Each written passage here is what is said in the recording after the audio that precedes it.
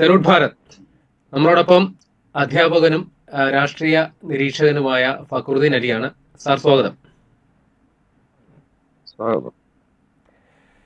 Sir, കഴിഞ്ഞ ദിവസം പ്രധാനമന്ത്രി നരേന്ദ്രമോദി 5 രാജ്യങ്ങൾ സന്ദർശിക്കുന്ന, യൂറോപ്യൻ രാജ്യങ്ങൾ സന്ദർശിക്കുന്ന പരിപാടിയുടെ ഭാഗമായി നോർവേ, നെതർലാൻഡ്സ് എന്നീ രാജ്യങ്ങൾ പോകുമ്പോൾ അസാധാരണമായ ചില സംഗതികളോടുണ്ടായി.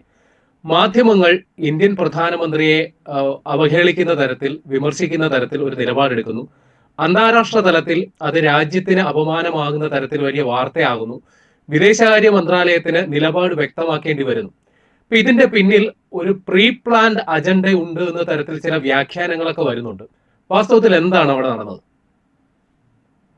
അല്ല, അത് ഉറപ്പല്ലേ. യൂറോപ്യൻ മീഡിയക്ക് അവരെ സപ്പോർട്ട് ചെയ്യുന്ന ഏകാധിപതികളും ജനാധിപത്യവാദികളും മാത്രമേ അവർക്ക് സ്വീകാര്യമായിട്ടുള്ളൂ.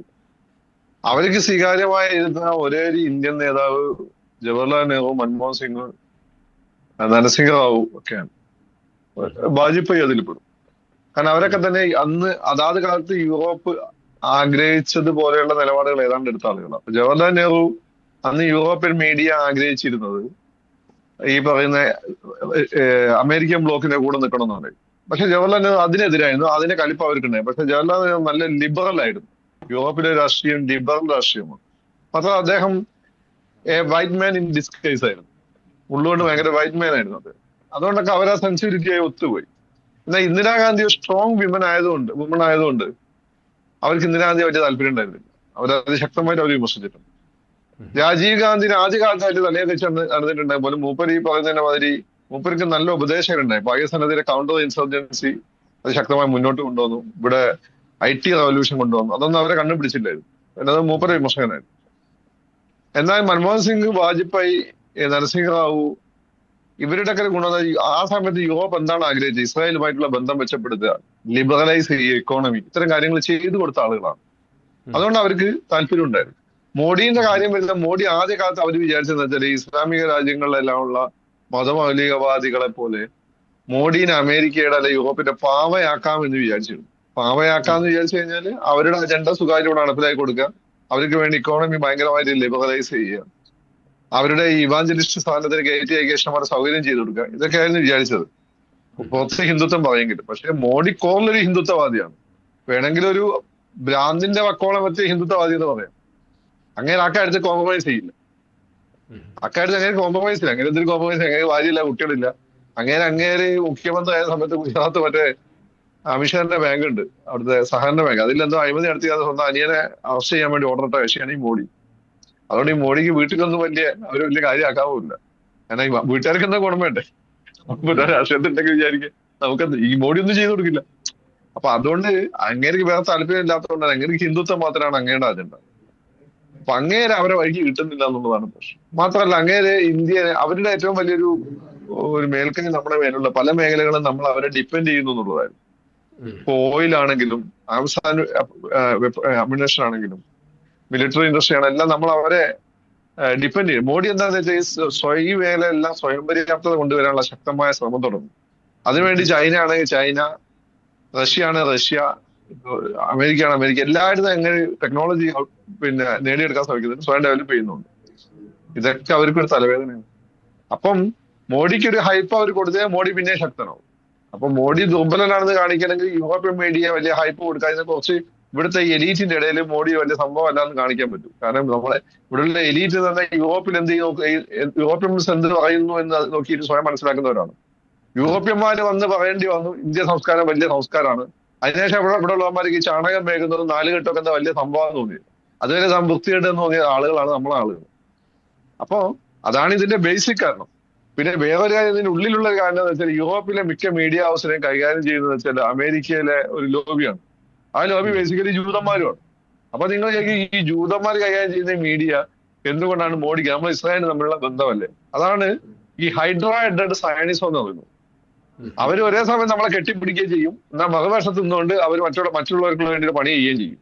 കാരണം ഇന്ത്യൻ ആ രീതിയിൽ സപ്പോർട്ട് ചെയ്താൽ അമേരിക്കയും മറ്റു യൂറോപ്യൻ രാജ്യങ്ങൾക്കൊന്നും സ്വീകാര്യമായിരിക്കില്ല. അതുകൊണ്ട് അവർ അവിടെ ആ പോളിസി എടുക്കും. എന്നാൽ ഇന്റർനാഷണൽ തലത്തിൽ ചില കാര്യങ്ങളെല്ലാം നമ്മളൊരു സഹകരിക്കും. പിന്നെ അവരെ സംബന്ധിച്ച് പാകിസ്ഥാനെതിരെ വലിയ ഒരു ഒരു ഡിഫൻസ് എന്ന രീതിയിൽ ഇന്ത്യനെ കൂടെ നിൽക്കേണ്ട അവർക്ക് ആവശ്യമാണ്. പാകിസ്ഥാന്റെ കയ്യിൽ മാത്രമേ ഇസ്ലാമിക രാജ്യങ്ങളായി ബോംബുള്ളൂ. ഈ പാകിസ്ഥാനാണെങ്കിൽ ഇപ്പം സൗദി അറേബ്യ ആയിട്ട് ഒരു ഡീൽ ഒപ്പിട്ടിരിക്കുകയാണ്. അതായത് പാകിസ്ഥാന്റെ അണുവായുധങ്ങൾ പിന്നെ സൗദി അറേബ്യയുടെ രക്ഷയ്ക്ക് വേണ്ടി ഉപയോഗിക്കുന്നു. ഇവരുടെ വിശാല ഇസ്രായേൽ സാധനം വരുന്ന സമയത്ത് ഈ ഗ്രേറ്റ് ഡെസേർട്ട് എന്ന് വെച്ചാൽ സൗദി ഡെസേർട്ടിന്റെ കുറെ ഭാഗങ്ങൾ അതിന്റെ കൂടെ പോകും. അവിടെയൊക്കെ ഓയിൽ റിച്ചുമാണ്. അപ്പൊ ഇങ്ങനെ കോൺഫ്ലിക്ട് ഭാവിയിൽ വരാൻ സാധ്യതയുണ്ട്. അത് കണ്ടാണ് സൗദി അറേബ്യ ഈ സംഭവത്തിൽ ഒപ്പിട്ടിരിക്കുന്നത്. അപ്പം ആ സാഹചര്യത്തിൽ ഇസ്രായേൽ ഇന്ത്യയെ ആവശ്യമാണ്. അതുകൊണ്ടാണ് അവർ നമ്മളെ കെട്ടിപ്പിടിക്കുന്നത്. അതുകൊണ്ട് നമ്മൾ മതിമറക്കൊന്നും വേണ്ട. അങ്ങനെ വലിയ സ്നേഹം ഉണ്ടായത് അവർ കൈകാര്യം ചെയ്യുന്ന മീഡിയ, ഫോക്സ് ന്യൂസ് പോലെയുള്ള മീഡിയ ഒന്നും ഇത്ര നമുക്കെതിരായി മാറില്ലായിരുന്നു. പക്ഷെ ഒരു യാഥാർത്ഥ്യമുണ്ടല്ലോ, ഇപ്പോ അന്താരാഷ്ട്ര സ്വതന്ത്ര മാധ്യമ സൂചികയിൽ നോർവേ 1-ാം സ്ഥാനത്ത് നിൽക്കുന്നു. നമ്മുടെ രാജ്യം അതിൽ 153-ാമത് രാജ്യമാണ്. നരേന്ദ്രമോദി പ്രധാനമന്ത്രി ആയതിനു ശേഷം മാധ്യമങ്ങളെ തുറന്ന സംവാദത്തിന് അദ്ദേഹം അവസരം കൊടുക്കുന്നില്ല, മാധ്യമങ്ങളുടെ നേരിട്ടുള്ള ചോദ്യങ്ങൾക്ക് അദ്ദേഹം മുഖം കൊടുക്കുന്നില്ല എന്ന ആക്ഷേപങ്ങളും നിലനിൽക്കുന്നു. ഇതൊക്കെ ചൂണ്ടിക്കാട്ടിയാണ് നോർവേയിൽ വലിയ പ്രതിഷേധം ഉണ്ടായത്. അല്ല, ഇതിന്റെ കാര്യം അങ്ങനല്ല. അവന്മാര് കുറെ ഇൻഡൈസസ് ഉണ്ടാക്കിയും ഈ ഇൻഡൈസസ് മൊത്തം മുമ്പ് സകല തോന്നിവാസവും വൃത്തികേടും അപരാധിക്കലും നടത്തിയിട്ട് ഉണ്ടാക്കി വെച്ച സമ്പത്താണ്. എന്നുവെച്ചാൽ ഇവിടുന്ന് എടുത്തുണ്ടോയെ ഞാൻ വളരെ കൃത്യമായിട്ട് അറിയാം. ഇവിടുന്ന് എടുത്തുണ്ടായ സമ്പത്ത് മുമ്പ് നിങ്ങൾ ചർച്ചയിലെ പറഞ്ഞിട്ടുണ്ട്. എന്നിട്ട് വെച്ച് കഴിഞ്ഞ 50 വർഷം 2ാം ലോക മഹായുദ്ധത്തിന് ശേഷം അവന്മാർ ഭയങ്കര മാന്യന്മാരായി. നമ്മളെ സംബന്ധിച്ചിടത്തോളം നമുക്ക് ഇത്രയും വലിയൊരു പോപ്പുലേഷൻ ഉണ്ട്. ഇത്രയും വലിയൊരു പോപ്പുലേഷൻ നമ്മുടെ റിസോഴ്സസ് അവന്മാരെ എടുത്തുകൊണ്ടതിന്റെ ബാക്കിയാണ് നമ്മളെ കയ്യിൽ. ഇത് ഉപയോഗിച്ച് വേണം നമുക്ക് മുന്നോട്ടുണ്ട്.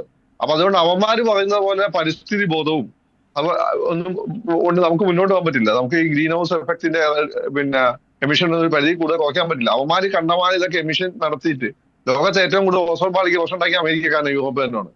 അവന്മാർ ഇതൊക്കെ നടത്തിയിട്ട് ഇപ്പം മാന്യനായിരുന്നു നമ്മളോട് ചെയ്യില്ലെന്നത്. എന്താണ്, നമ്മൾ അങ്ങനെ ചെയ്ത് കഴിഞ്ഞാൽ നമ്മൾ ശക്തരാകും. അല്ലാതെ നമ്മൾ ഈ ഇവന്മാരുണ്ടാക്കിയ പുതിയ ടെക്നോളജി മേടിച്ചു കഴിഞ്ഞാൽ ഭയങ്കര കോസ്റ്റ്ലിയാണ്, നമുക്ക് താങ്ങാൻ പറ്റില്ല. നമ്മളെ ഡെവലപ്മെന്റിന്റെ ആ ഇതൊക്കെ തടയുകയും ചെയ്യുക. ഇതാണ് ഇവന്മാരുടെ പരിപാടി. അവന്മാർ ഓൾറെഡി പുതിയ ടെക്നോളജി ഉണ്ടാക്കി, ഗ്രീൻ ടെക്നോളജി. പക്ഷെ അത് ഹൈലി കോസ്റ്റ്ലിയാണ്. നമ്മളെ പോലെ ഒരു വലിയ രാജ്യത്ത്, വലിയ പോപ്പുലേഷൻ രാജ്യത്ത് അത്ര ഫീസിബിൾ അല്ല അത്. എന്നാൽ നമ്മൾ ഗ്രീൻ ഹൗസ് എഫക്ട് ഉണ്ടാക്കാനും പാടില്ല. അത് നമ്മളെ പൂട്ടാനുള്ള പരിപാടി. അതുപോലെ തന്നെ ഈ മീഡിയ ഇൻഡൈസസ് ഒക്കെ അവന്മാര് പരസ്പരം കണ്ടാൽ പിന്നെ ഈ കണ്ണൂരെ CPM പോലെ RSS പോലെ പരസ്പരം കൊന്നു തള്ളുന്ന ടീമായിരുന്നു. ഈ 2ാം ലോക മഹായുദ്ധം കഴിഞ്ഞപ്പോൾ അവന്മാർ ഈ പരിപാടി നിർത്തി. കണ്ണൂര് ഈ പറഞ്ഞതിന്റെ മാതിരി പിണറായി വിജയൻ മുഖ്യമന്ത്രി ആയ ശേഷം പരിപാടി നിർത്തിയ പോലെ മുഖ്യമന്ത്രി ആകുമ്പോൾ പരിപാടി നിർത്തി. അതേപോലെയാണ് അവന്മാർ ഈ പരിപാടി നിർത്തിയത്. എന്നിട്ട് ഇപ്പൊ നമ്മളെ പഠിപ്പിക്കാൻ വരിക. നമ്മളിപ്പോ ജനാധിപത്യം ഈ മോഡേൺ ഡെമോക്രസി പിച്ച് വെച്ച് തുടങ്ങിയിട്ടേ ഉള്ളൂ. ഇപ്പൊ നമ്മൾ അവന്മാരെ പോലെ ഇഷ്ടംപോലെ സ്വാതന്ത്ര്യം കൊടുത്താൽ നമ്മളെ കുത്തിത്തിരിപ്പുണ്ടാക്കാൻ പറ്റും. ഇത്രയും മോഡി ശ്രദ്ധിച്ചിട്ട് പോലും അവിടെ എവിടെയും കുത്തിത്തിരിപ്പുണ്ടാകുന്നുണ്ട്. അവന്മാർക്ക് വേണ്ടത് ഈ കുത്തിത്തിരിപ്പുണ്ടാവണം, എന്നിട്ട് ഈ രാജ്യം ചിഹ്നഭിന്നാണ്, എന്നിട്ട് ഒരു കഷ്ണം കൊണ്ട് അവന്മാർക്ക് പോകണം, ഈ രാജ്യത്തെ റിസോഴ്സസ് ഇനിയും കൊള്ളടിക്കണം. അതാണ് അവന്മാരുടെ ഉദ്ദേശം. പതുക്കെ വല്ല വിഷമം കൊടുത്ത് നാട്ടിലുള്ള ആളുകളെ മൊത്തം കൊന്നിട്ട് യൂറോപ്പിലെ അമേരിക്കയിലെ വെള്ളക്കാർക്ക് മാത്രമേ ലോകം ഭരിക്കണം. വെള്ളക്കാരെ അതിന്റെ തല ജൂതന്മാരുമാണ് ഈ സിയോണിസ്റ്റ്. ഇതാണ് ഇവന്മാരുടെ പരിപാടി. അതിനുവേണ്ടി അവന്മാർ ഇൻഡൈസസ് ഉണ്ടാക്കും, ഇൻഡാസുകൾ ഉണ്ടാക്കും. അത് വെച്ച് നമ്മളെ കണ്ട് പ്രചാരണം നടത്തും. ഇവിടെ മണ്ടന്മാർ വലിയ ബുദ്ധി ഒക്കെ ഉണ്ട് എന്ന് വിചാരിക്കുന്ന ഫുൾ സ്ലീവ് ഷർട്ട് വിട്ട് ഇന്നും ചെയ്ത് സായിപ്പാകാൻ പറ്റാത്ത വിഷമം കൊണ്ട് നടക്കുന്ന നരസിംഹത്തിലെ മോഹൻലാലിന്റെ അച്ഛനെ പോലുള്ള കുറെ അമ്മമാർ ഇതൊക്കെ വലിയ സംഭവം വിചാരിക്കുകയും ചെയ്യും. അത്രേ ഉള്ളൂ. പക്ഷെ അവിടെ പ്രസിദ്ധീകരിക്കപ്പെട്ട ഒരു ദിനപത്രത്തിൽ പ്രസിദ്ധീകരിച്ച ഒരു കാർട്ടൂൺ വിവാദമായിട്ടുണ്ട്. അതില് നരേന്ദ്രമോദിയെ ഒരു പാമ്പാട്ടിയായിട്ടാണ് ചിത്രീകരിക്കുന്നത്. പാമ്പിന് പകരം അത് നമ്മുടെ പെട്രോൾ ബങ്കിലെ ഈ ഇന്ധനം നിറയ്ക്കുന്ന ട്യൂബാണ് കാണിക്കുന്നത്. അതിന്റെ ഇന്നർ മീനിങ് നമ്മുടെ രാജ്യത്തെ പണ്ട് കാലം മുതൽ ആക്ഷേപിച്ചിരുന്നത് പാമ്പാട്ടികളുടെയും തെരുവ് സർക്കസുകാരുടെയും നാട് എന്ന തരത്തിൽ വികൃതമായി ചിത്രീകരിച്ചിരുന്നു. അതിന്റെ മറ്റൊരു ആഖ്യാനം ആണ്. അപ്പോ നമ്മുടെ രാജ്യം വലിയ രീതിയിൽ ഇപ്പോ സാമ്പത്തികമായും സൈനികമായും മുന്നേറിയത് അവർക്ക് അങ്ങ് ഉൾക്കൊള്ളാൻ സാധിക്കുന്നില്ല എന്നുള്ളത് കൂടിയല്ലേ ഇത് മനസ്സിലാക്കേണ്ടത്? അല്ല, അവര് പണ്ടേ നമ്മളെ ഇതൊന്നും തന്നെ തുടങ്ങിയതല്ല. ഇതുമായിട്ട് പണ്ട് ബാലഗംഗാധര തിലക് പിന്നെ ഒരു കേസ് കുടുങ്ങിയത് ഇതുമായിട്ട് ബന്ധപ്പെട്ടിട്ടാണ്. മദർ ഇന്ത്യ എന്ന പുസ്തകം ഉണ്ടായിരുന്നു. എന്നുവെച്ചാൽ 1800 പുറത്തിറങ്ങി. ഞാൻ വായിച്ചിട്ടുണ്ട്. ഞാൻ 1800 പുറത്തിറങ്ങിയ പുസ്തകം അപ്പോൾ അവൈലബിൾ ആണ്. അതുകൊണ്ടാണ് വായിച്ചത്. അല്ലെ നിങ്ങൾ വിചാരിക്കണേ ഞാൻ അന്ന് പോയി വായിച്ചത്. നമ്മളായിട്ട് മണ്ടന്മാരാണ് യൂട്യൂബ് കാണുന്ന പലരും. നമ്മൾ അങ്ങനെയൊക്കെ വിചാരിച്ചത് കമന്റ് ചെയ്യും. ആ പുസ്തകത്തില് പിന്നെ ഇന്ത്യക്കാരെ നിങ്ങൾ ഈ പറഞ്ഞ നാച്ച് ഗേൾസിന്റെയും എന്നുവെച്ചാല് ഡാൻസുകാരി പെണ്ണുങ്ങളുടെയും പാമ്പ് പിടുത്തക്കാരുടെയും ഒക്കെ നാടായിട്ടാണ് അവർ ചിത്രീകരിച്ചിരിക്കുന്നത്. അത് അവരുടെ ഇൻഫീരിയോറിറ്റി കോംപ്ലക്സ് എന്നാണ്. അവരോട് വന്നു നോക്കുമ്പോൾ 2 ഇന്ത്യ ഉണ്ട്. കാരണം അവരെക്കാട്ട് ഹൈലി മോഡേണൈസ് ചെയ്ത വലിയ എന്താണ് സന്യാസത്തിന്റെയും ഒക്കെ വലിയ തലത്തിൽ നിൽക്കുന്ന ഇന്ത്യയുണ്ട്. വലിയ ഫിലോസഫിയുടെയും അവന്മാർക്ക് സ്വപ്നം കാണാതെ പറ്റാത്തൊരു ഇന്ത്യയുണ്ട്. അതിനെ അംഗീകരിച്ച ഇവന്മാർ പെട്ടു. അതില്ലാതെ മറ്റേ സൈഡ് പാവപ്പെട്ടവന്മാർ ഇന്ത്യനെ ചിത്രീകരിച്ചു. എന്നിട്ട് ആ രീതിയിൽ നമ്മളെ നെഗറ്റീവായിട്ട് കാണിച്ചു. അതിപ്പോഴും അവരുടെ മനസ്സിൽ കിടക്കുകയാണ്. ഇതിനാണ് ഓറിയന്റലിസം എന്ന പുസ്തകത്തിൽ എഡ്വേർഡ്സ് ഇതൊക്കെ ശക്തമായിട്ട് വിമർശിക്കുന്നതും. കമ്മ്യൂണിസ്റ്റുകാരൊക്കെ അന്ന് EMS ഒക്കെ വീറുള്ള ആളായിരുന്നു. അതുകൊണ്ട് EMS ഒക്കെ എഡ്വേർഡ്സ് ഇതിന്റെ പുസ്തകമൊക്കെ വലിയ രീതിയിൽ ഇവിടെ എടുത്ത് വിമർശനത്തിൽ ഉപയോഗിച്ചു. ഇപ്പോഴത്തെ കമ്മ്യൂണിസ്റ്റുകാർ ചെയ്യില്ല, കാരണം അങ്ങനെ ചെയ്ത് കഴിഞ്ഞാൽ അത് മോഡിക്ക് സപ്പോർട്ടായി പോകുമല്ലോ. അതുകൊണ്ട് അവരത് ചെയ്യില്ല. അപ്പം അത് ഇന്ത്യക്ക് മാത്രമല്ല, ഏഷ്യൻ രാജ്യങ്ങളെ പറ്റി പൊതുവെ. കാരണം ഏഷ്യൻ രാജ്യങ്ങൾ സാംസ്കാരികമായി എല്ലാ പ്രധാനപ്പെട്ട മതഗ്രന്ഥങ്ങളും മൊത്തം ഇറങ്ങിയത് ഏഷ്യൻ രാജ്യങ്ങളിലാണ്. പ്രധാനമായിട്ട് നമുക്ക് ഓർഡറിൽ തന്നെ പോകാം. സെമിറ്ററി മതങ്ങളിലാണെങ്കിൽ ഓൾഡ് ടെസ്റ്റ്മെന്റ്, ന്യൂ ടെസ്റ്റ്മെന്റ്, ഖുർആൻ, ഇത് നമ്മൾ മൂന്നിനും ദൈവം നേരിട്ട് ഇറക്കിയാണ്. ഈ മൂന്നെണ്ണം ഇറങ്ങിയ ഏഷ്യയിലാണ്. ഇനി സ്വരാഷ്ട്രീയനിസത്തിന്റെ സെന്റ് അവസ്ഥ ഇറങ്ങിയത് പേർഷ്യയിലാണ്. അതുപോലെ തന്നെ 4 വേദങ്ങൾ ഇറങ്ങിയത് ഇന്ത്യയിലാണ്. അപ്പം ഈ പറയുന്ന ആധുനിക കാലഘട്ടത്തിന്റെ ഈ എല്ലാ കാലഘട്ടത്തിലും ധാർമ്മികതയെ ചിട്ടപ്പെടുത്തിയിട്ടുള്ള പ്രധാനപ്പെട്ട ഗ്രന്ഥങ്ങളും മതങ്ങളും ഉണ്ടായത് മൊത്തം ഏഷ്യയിലാണ്.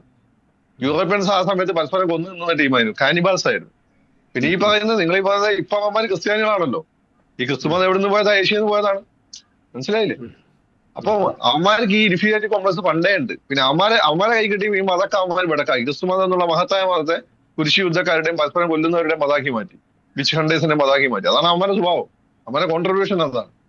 അപ്പൊ ഈ ഒരു പ്രശ്നം അവന്മാർക്ക് ഓൾറെഡി ഉണ്ട്. അപ്പൊ അതിന്റെ ഒരു തുടക്കമാണ്. പക്ഷെ നമ്മളെ ഏറ്റവും വലിയ പ്രശ്നം ഇന്ത്യൻ മിഡിൽ ക്ലാസ്, വെടി ഇന്ത്യൻ മിഡിൽ ക്ലാസ്, എസ്പെഷ്യലി കേരളത്തിലുള്ള മിഡിൽ ക്ലാസ്, ഇവര് ഇതൊക്കെ കണ്ട് എന്താ വലിയ സംഭവമാണ് വിചാരിച്ചു. അയ്യോ, മോഡിയെ അയാൾ കുറ്റപ്പെടുത്തി. പിന്നെ അമേരിക്കയും ഇറാനും തമ്മിലുള്ള പ്രശ്നത്തെ പാകിസ്ഥാൻ മധ്യസ്ഥ വഹിക്കുന്നു, നമുക്ക് അതിൽ റോളില്ല. നമ്മൾ ബെൻഡ് ചെയ്ത് കൊടുക്കാത്തതുകൊണ്ടാണ് നമുക്ക് റോളില്ലാത്തത്. പാകിസ്ഥാൻ അവരെ വളർത്തിക്കൊണ്ടിരിക്കുക. അതുകൊണ്ട് ബ്ലഡി മിഡിൽ ക്ലാസ് മനസ്സിലാക്കിയാൽ മതി. ഇത് നിങ്ങളെ പറ്റിക്കലാണ്. ഈ പറ്റിക്കൽ നിങ്ങൾ നിന്ന് കൊടുക്കാതിരുന്നാൽ മതി. ശരി, താങ്ക്സ്.